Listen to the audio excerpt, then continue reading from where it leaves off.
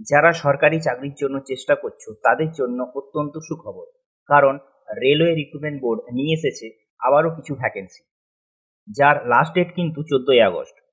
চলো দেখা যাক কি সেই ভ্যাকেন্সি। মিনিস্ট্রি অফ রেলওয়েজ থেকে যে ভ্যাকেন্সি বের করেছে তার এর নাম্বার হলো 3/2026। এই ভ্যাকেন্সিতে বলা হয়েছে এই ভ্যাকেন্সির ক্লোজিং টাইম কিন্তু আগস্ট মাসের 14 তারিখ।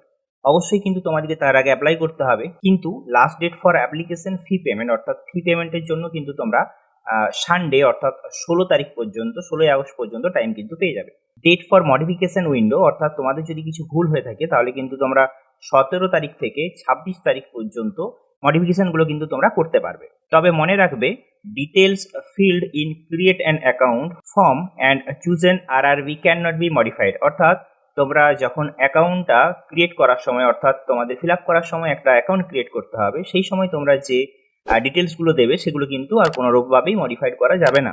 আর এখানে বলা হয়েছে dates for CV and other stage of recruitment process will be intimated from time to time through the website. অর্থাৎ এই ওয়েবসাইটে সমস্ত কিছু টাইম বাই টাইম দিয়ে দেওয়া হবে বলেছে। এখানে বলেছে দেখো, graduate post with minimum educational qualification of a university degree or its equivalent and age between 20 to 33 years as on 1/7/2026।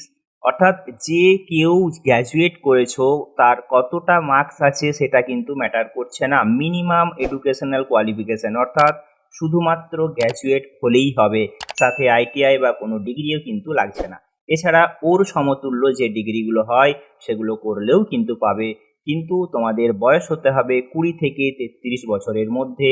এই 7 মাসের 1 তারিখের আগে পর্যন্ত এই বয়স তোমাদের যেন হয়ে থাকে, তাহলেই তোমরা কিন্তু এর জন্য ফিল আপ করতে পারবে।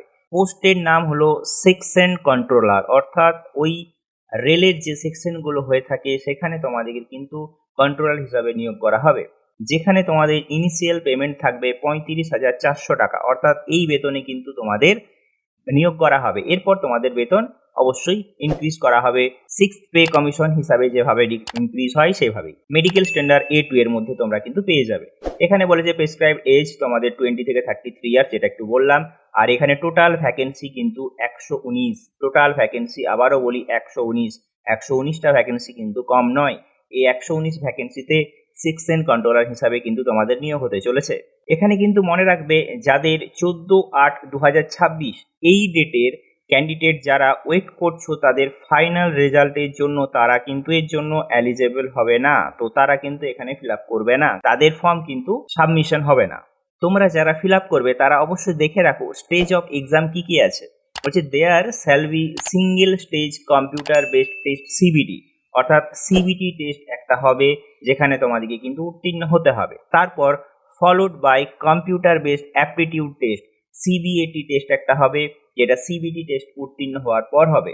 এরপর এখানে তোমরা যদি পাস করো তাহলে ডকুমেন্ট ভেরিফিকেশন করা হবে, এবং তারপর মেডিকেল এক্সামিনেশনের পরই কিন্তু তোমরা কল লেটার তোমাদের হাতে পেয়ে যাবে।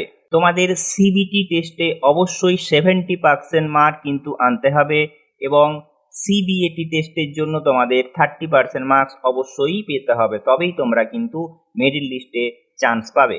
এখানে স্পষ্টই লেখা আছে দেখো, only candidate who have passed the CBT exam will be taken into consideration.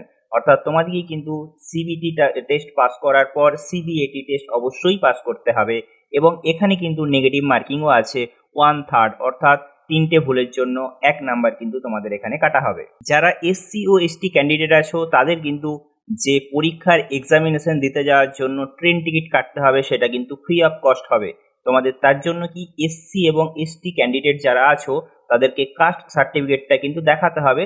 যখন তুমি অনলাইন অ্যাপ্লিকেশনে যে কাস্ট সার্টিফিকেটটা দেখাচ্ছ সেটাও কিন্তু তোমাদেরকে দেখাতে হবে, কখন না যখন তোমরা ওই ট্রাভেল করবে, ট্রেনের জন্য টিকিট কাটবে সেই ক্ষেত্রে, তাহলে কিন্তু তোমাদের ট্রেন টিকিটটা ফ্রি করা যাবে।